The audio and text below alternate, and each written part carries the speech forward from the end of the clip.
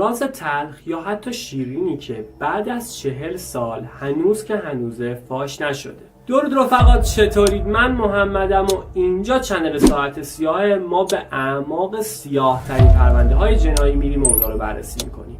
اگه به این دست از محتوا علاقه‌مندی حتما چنل رو سابسکرایب کن تا ویدیوهای بعدی رو از دست ندی و این ویدیو رو هم اگر لایک کنی کلی انرژی مثبت به من دادی. معطلتون نمی‌کنم، بریم سراغ پرونده جنایی امروز.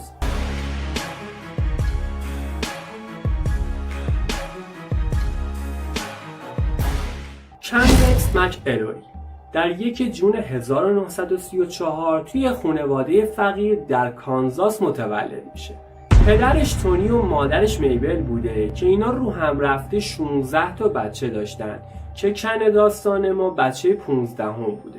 که خانواده کن تصمیم میگیرن به خاطر مشکلاتی که داشتن به ایالت میزوری نقل مکان کنن. ایالت میزوری یا همون میسوری اسمشو از زبان سرخپوستان قبیله سو گرفته بوده. اونا توی ایالت میزوری توی شهری به اسم اسکیدروم نقل مکان میکنن و زندگیشون شروع میکنن. اسکیدروم جمعیت زیادی نداشته. اون موقع جمعیتش حدود 500-600 نفر بوده که شغل بیشترشون کشاورزی بوده و مردمایی به شدت مذهبی هم بودن.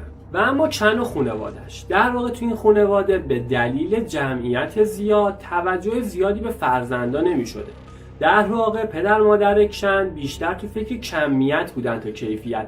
فقط بچه می آوردن و براشون مهم نبوده که این بچه‌ها قراره چی بشن، اصلا چی کار میکنن. همین توجه کم به فرزندا باعث میشه که کن یه پسر کاملا بیادب و فضول و بیخود بشه، طوری که توی مدرسه دهن همکلاسیاش و معلماشو سرویس میکرده و همه رو به شدت اذیت میکرده. به خاطر همین توی سن 16 سالگی کنو از مدرسه شوتش میکنن بیرون و میگن برو بیرون، تو به درد مدرسه نمیخوری.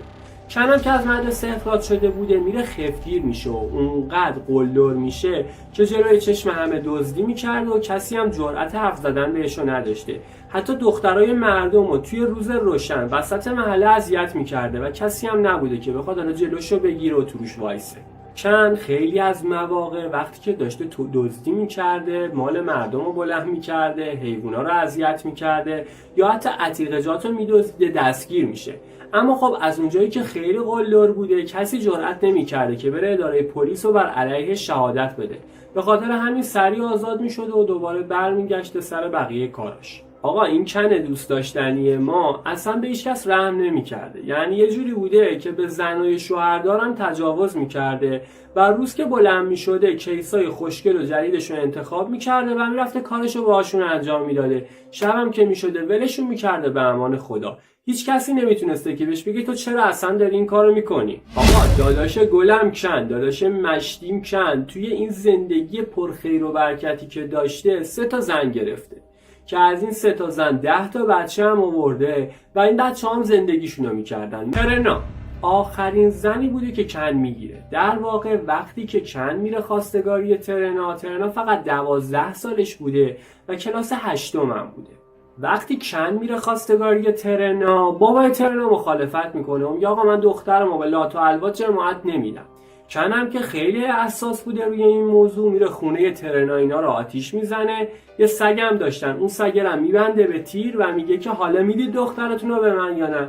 که بابای ترنا هم میبینه این دیگه زیادی لجبازه، کم مونده بکشتش که میگه باشه آقا ببین دختر من روی سینی تقدیم به تو، بردار ببر دست از سر جونمو بردار. حالا شما شاید فکر کنید که کن خیلی عاشق ترنا بوده و ترنا رو خیلی دوست داشته که به خاطرش میرفته این کار رو میکرده. اما نه، ذهی خیال باطل.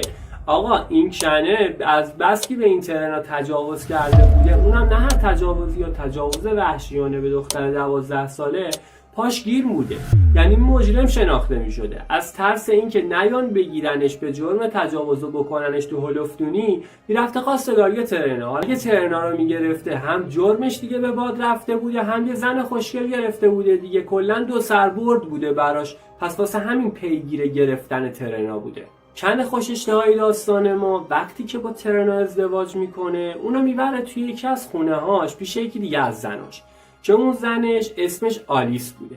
و میگه که آقا ما 3 نفری میخوایم با هم دیگه زندگی کنیم. البته بعد از یه مدتی میاد اون زنش که اسمش آلیس بوده رو طلاق میده، ولی بازم نمیذاره که از خونه بره. میگه تو بازم باید بمونی تو این خونه با من زندگی کنی، یعنی با من و ترنا 3 نفری زندگی کنیم.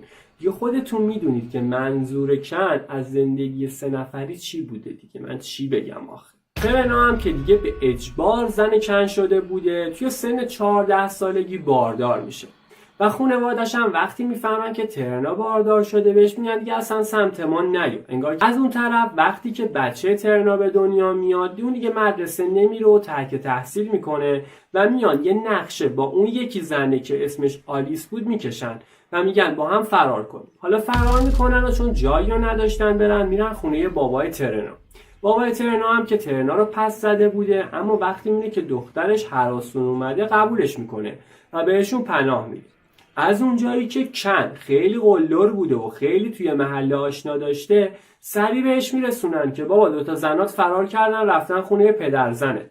اونم که اصلا با کاملا ریلکس بوده، بلند میشه میره خونه بابای ترنا، گوش این 2 تا رو میگیره، دوباره میاره میذاره تو خونه خودش. برای اینکه به بابای ترنا هم یه درس درست و حسابی داده باشه، دوباره خونش آتیش میزنه. در واقع بابای ترنای بنده خدا در طول زندگیش فقط داشته خونش رو میساخته، کنم میومده آتیش میزده. توی سال 1976 یک کشاورز به اسم هنری میره و از دست کن شکایت میکنه و میگه که من داشتم توی زمینم میرفتم و دیدم که کن یه دختر خوشگلی آورده و داره بهش تجاوز میکنه.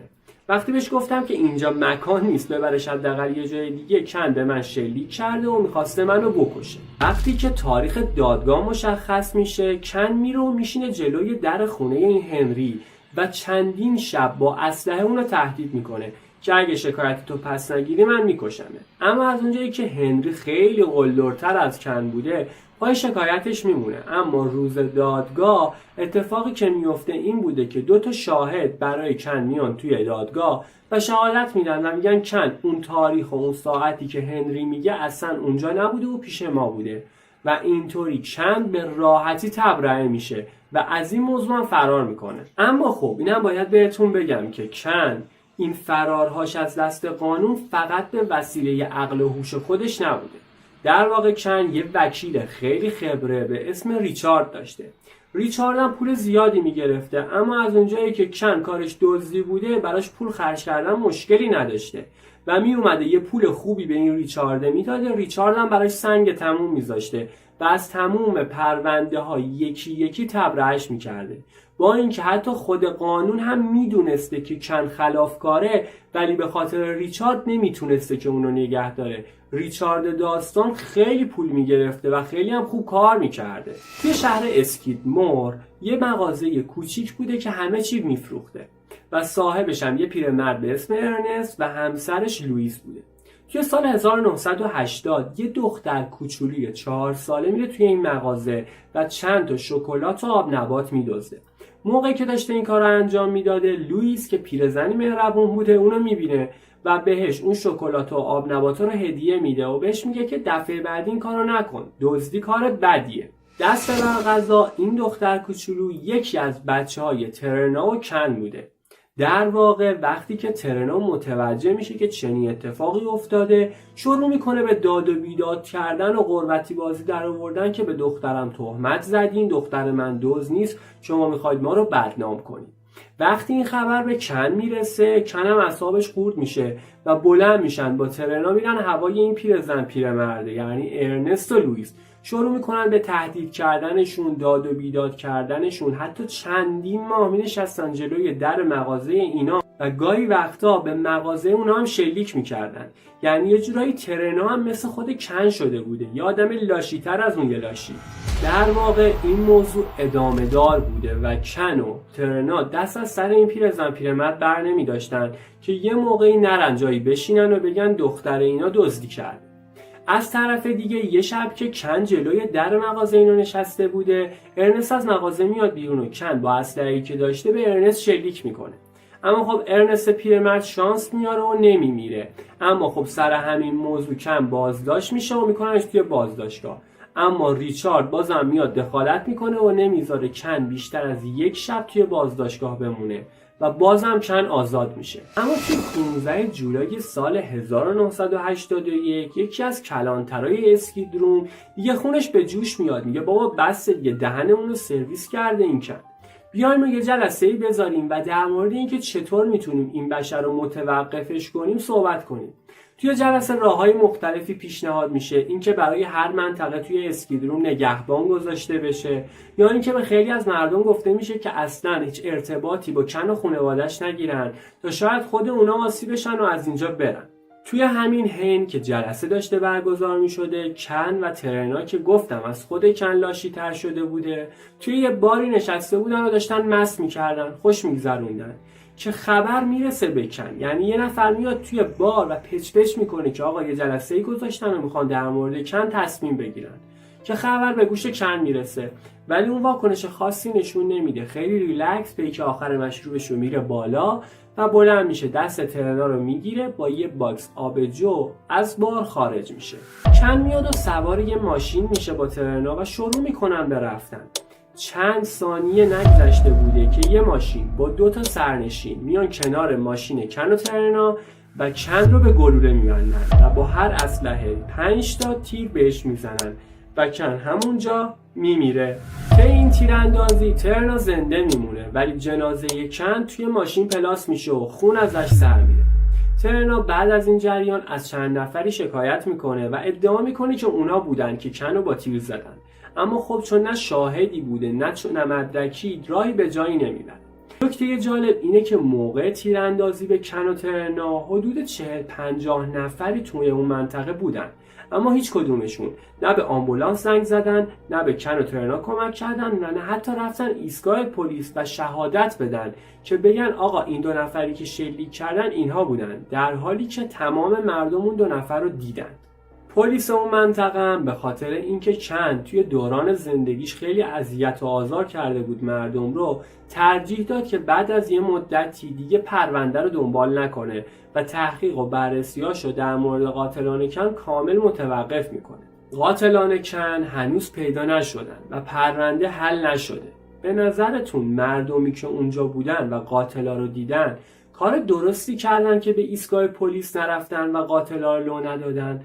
و هنوز که هنوزه اسکیدروم با 140-50 نفر جمعیتی که داره در مورد کن و ترنا داره صحبت میکنه، اما هیچ کسی در مورد اینکه کیا اونو کشتن نظری نمیده و صحبتی نمیکنه و اسمی از قاتل‌ها برده نشده.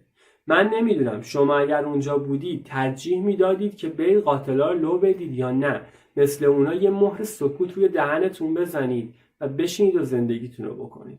به نظرتون چی میشد اگه ما اونجا بودیم؟